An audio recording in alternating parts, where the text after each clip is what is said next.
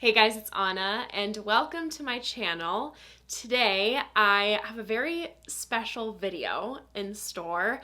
I wanted to just geek out and talk about fragrances that I think are true works of art. I think it is so incredible that we can experience artwork in an olfactive sense, smell something and be absolutely transported, whether that takes you to a specific place or time, and sometimes even places you've never been, but like smelling that thing just takes you there. They can evoke emotion, bring up memories, and somehow bottle entire personalities and stories. I have many fragrances that I deem as works of art in my collection. Some of those being obvious, like Baccarat Rouge 540, Delina, Oud for Greatness. Those, of course, are very well known. I just have a deep appreciation for people when creating a fragrance are unafraid to step outside of the box and deliver an experience. I could talk about this forever because I love perfume, and perhaps I'll do another one down the road if you like, because yeah, as I said, I have many that I think are works of art in my collection. But before I get into the list, I have to say thank you. Thank you for 40,000 subscribers.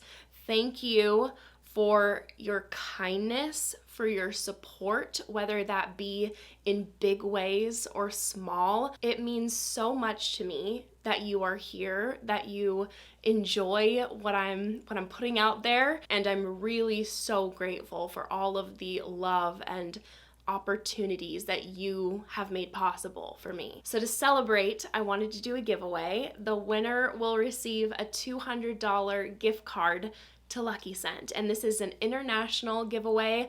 All you have to do is comment down below whatever you want, be subscribed to my channel, like the video, and that's it. And then we'll have a winner in a week. And now, heading into the fragrances. First one on the list is Dama Bianca from Xerjoff. And this is a very special perfume to me because this transports me to Regency era. This smells like the diamond of the season. And I have many beautiful, elegant fragrances in my collection, but I would have to deem this the most elegant because there's this quality about this perfume that feels unattainable. Like this embodies a creature of perfection and purity. This is a powdery purple floral vanilla perfume, but it's not vanilla in the typical manner. It's very fresh and airy, it's light, and the purple florals, iris, violets, lilac, transport me to this time period, and yet this does not smell old whatsoever. It's like that idea, that concept, that setting, but make it modern, and it's an absolutely timeless perfume. It's got a beautiful clean musk and a unique fresh pop of citrus from the kumquat in the opening. The kumquat does die down after a couple minutes, but it remains a unique perfume through and through. And I get about 6 hours with moderate projection. Next up would be YSL Babycat. This is a profile that I really gravitate towards for fall and winter. I love vanillas, and this is a vanilla with a seriously cool edge to it. Like this person is unapologetically themselves. They're a bold personality, like you either love them or don't. This is a very sexy, powerful scent, perfectly unisex. I find it equally attractive on men and women. This uses a deep bourbon vanilla, a smooth suede, saffron, pink pepper, black pepper. So there's a lot of spices going on. So you have to be into spices, saffron, and incense. That's another prominent quality with Babycat, and that will give it a bit of a sultry, smoky tone. You don't have to be into a leather-like vibe because there's saffron, which can sometimes give fragrances a leathery nuance. And then of course you have the suede, but it's done in a very smooth way. This has spectacular performance for me. It lasts all day with a strong projection. Then we have Amouage Sunshine Woman, and Guidance also equally deserves a spot on this list. It's just that I mentioned it recently, so I'm just giving it a break. This is really something special because it's taking the concept of a bright, sunny, fruity profile, and then white tobacco is thrown into the mix. Like, very surprising combo, because normally when you think of like spring, summer fragrances, it's just like fruity, floral, citrus. This has got a little dark corner to it. And somehow, even though it does have the intriguing depth and edge, it still remains joyful and sunny. This is a perfume that I love to wear in the spring and the fall. So this has a prominent osmanthus, which famously has a very fruity quality to it. It's a floral, but it heavily smells like apricots. This smells like super ripe apricots sitting out in the sun, and not to the point where they've gone bad, but just before that, where you're like, we need to eat these. It's also got blackcurrant. There's a creamy, sensual vanilla, and the white tobacco, as I said, absolutely gives it that depth and grounds it, but it doesn't turn it dark, and it's also not a tobacco that smells smoky. And in true Amouage fashion, you cannot complain about the performance with these. Lasts all day, strong projection. Then we've got Spirit Cask by Joram Studio. This little bottle is an absolute gem in my collection, and one of the best, just jaw-droppingly good, boozy, woody, vanilla fragrances. Oh, it is criminally underrated. I think it's just because Joram Studio isn't a really well-known house. This has got whiskey, cognac, and rum, but guys, it is so smooth. This is not the experience whatsoever of like sticking your nose straight up in like a whiskey bottle or cognac or rum. It's beautifully sweetened, not too much. This is another fragrance that's perfectly unisex. It's got this luxurious pear note, like bringing these woody notes and the boozy notes together along with vanilla.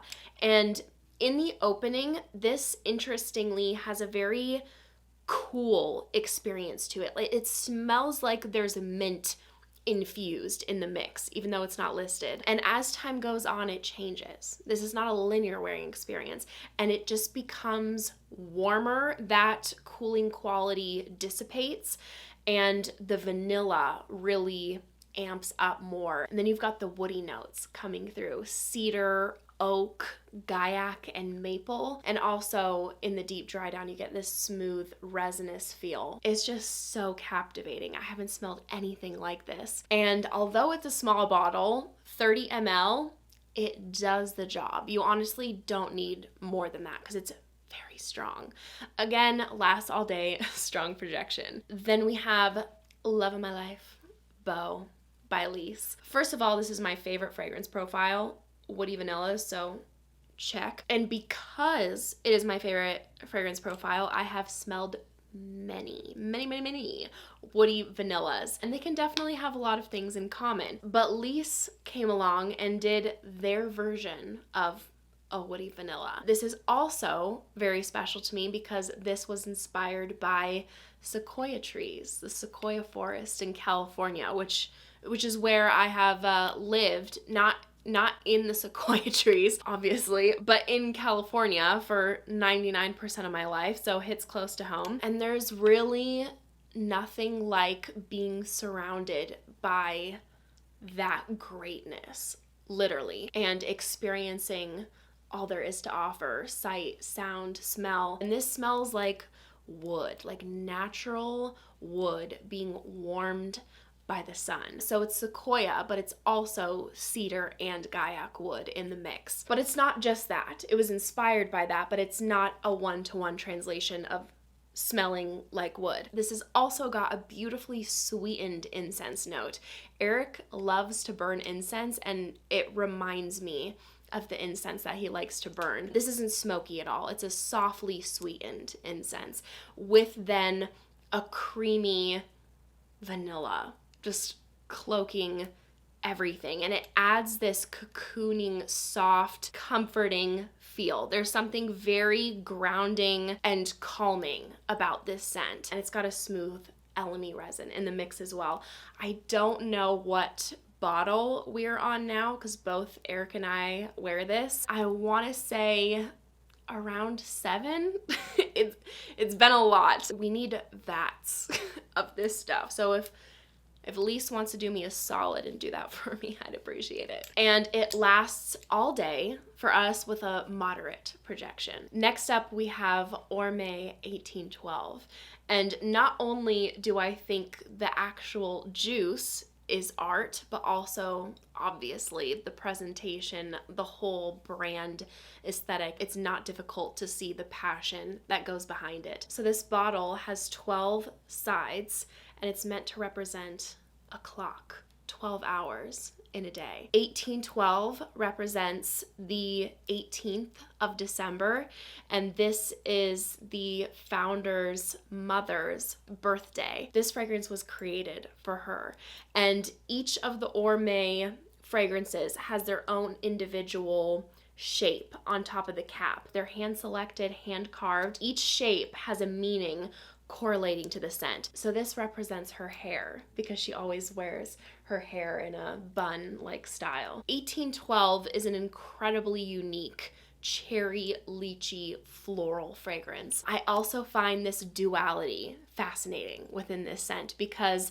this absolutely has this grown, mature, sophisticated quality to it. Like there's just a touch of almost this like floral makeup powder quality behind it, like a rose scented makeup powder. There's also violet and heliotrope in the mix, adding to that powdery quality, and almond, which I perceive to be like an almond dusting, if you will. But then it's also got a real playfulness to it, like a joyful, fruity, bright playfulness that brings in this young character, and that's coming in through this tart cherry and lychee. There's vanilla and sugar listed, so I almost get a little bit of like those candies, sweet tarts. If you were to crush those up and they had specifically like lychee and cherry flavored sweet tarts, it's kind of a bit of the vibe I get, and it's incredibly strong. I'll spray this on in a room and the room will smell like 1812 for most of the day. I get all day wear out of this with a strong projection. Then we have Angélique Noire from Guerlain. Guerlain has so many masterpieces. I am obsessed with the House of Guerlain, but this is the one we're talking about today. Angélique Noire is really something else. It's something you gotta sample first because it can be challenging due to the prominent Angelica. So you have to enjoy green vanilla profiles, and that Angelica brings this herbal edge to the scent. It's so incredibly refined. The vanilla is chef's kiss in here. It's done in a very luxurious, sophisticated way. It's not like a sweet vanilla or gourmand, but acts as a cloak to these earthy qualities. So you have the Angelica, pink pepper, cedar, and it's got a bit of pear in the mix that complements these notes nicely. So if you are looking for something very elegant, but also you appreciate earthy qualities and you like something with definitely a bit of edge to it as well, like this is full of character, then I would recommend sampling and trying out Angélique Noire. And I get about 8 hours from this with a moderate projection. This has made its way up to one of my favorite perfumes in my collection, Navitus Ambrosia Imperial. They knocked it out of the park with this one. I cannot compare this to anything, any other fragrance I've smelled. So because it is unique, it's always a good idea to sample first. I mean, even if you know, someone is telling you like, this is an easy reach, mass appealing scent, because you never know. But oh my word, I think this is fantastic. This was inspired by the dessert Bananas Foster, but it's not just that. Like, this is by no means a straight up and down gourmand. It has got those gourmand elements, but it has this absolutely attractive, enticing, really sexy character to it as well. And let me tell you, this was nothing like I expected it to be. I was intrigued for sure, but up until this point, I hadn't smelled a banana fragrance that I had fallen in love with. Every other banana scent that I've experienced, either it smells like green, more like banana leaf vibes, or it smells straight up like some banana pudding or banana Laffy Taffy, or like something more simplified and extremely gourmand. This has got really yummy elements, but then it's also like an elixir of a perfume to me. A lot of different elements in here. Caramelized banana, there's vanilla, there's this resinous, smooth warmth from benzoin. There's also amberwood that grounds it. Saffron and whipped cream that give this a really airy, trailing quality. So this isn't dense and heavy like you're sitting there literally eating, you know, this dessert. There's a light amount of cinnamon, adding some spice, and then specifically in the opening, there's Davana, which introduces an interesting bitter quality to kind of break apart the gourmandness. Kind of in the way where Angélique Noire, the Angelica, brings in a bitterness with the vanilla. Poets of Berlin, you have the bamboo bringing in some bitterness with the vanilla and blueberry. Obviously, this is done in a very different way, but that's where I'm going with it. The idea of a little bit of earthy with the gourmand. But that Davana is only in the opening. I love it from beginning to very end, and it's a huge compliment getter for me. This baby brings the attention, and this lasts all day for me with a moderate to stronger projection. And that wraps up my list for today. Thank you guys so much for watching. I hope you enjoyed. If you did, make sure to give this video a big thumbs up and make sure to subscribe down below if you haven't already. If you want to see me in any more videos, I'd appreciate it so much. I hope you guys are having a great day, and I hope to see you in my next video. Bye!